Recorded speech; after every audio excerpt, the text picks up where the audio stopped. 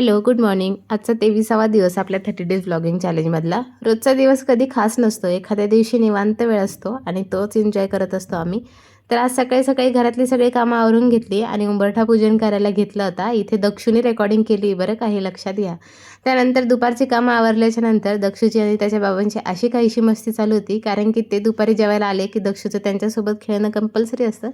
दुपारचं जेवणाचा मेनू असा होता आणि मग दुपारी आम्ही बाहेर गेलो होतो. खूप ऊन पडतं आहे आमच्या इकडं. तुमच्या इकडं पण पडतं आहे का ते सुद्धा कॉमेंटमध्ये नक्की सांगा. थोडीफार खरेदी करायची होती, ग्रॉसरी शॉपिंग तेच केली आणि घरी आल्याच्यानंतर दक्षूने अंगूर असे एन्जॉय केले. आता सीझन आलं आहे तर त्याला सीझनेबल फ्रूट्स खायला आवडतं. त्यानंतर संध्याकाळचं जेवण बनवायला घेतलं. आज विशेष असं काही बनवलं नव्हतं. ते काय बनवलं ते सुद्धा तुम्हाला पुढं सांगणार आहे. त्याची लिंकसुद्धा खालच्या त्रिकोणावरती देते, क्लिक करून तुम्ही बघू शकता.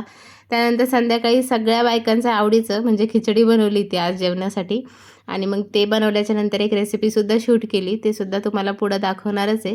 त्यानंतर मग दक्षुनी आणि मी थोडा वेळ टी व्ही बघितला. मग म्हणलं, दक्षू बराच वेळ झाला तू टी व्ही बघतोय, त्याचे बाबा रागवतील, त्याच्यामुळे त्याला थोडंसं खाली खेळायला नेलं होतं. टी व्ही बंद केला आणि खाली नेलं.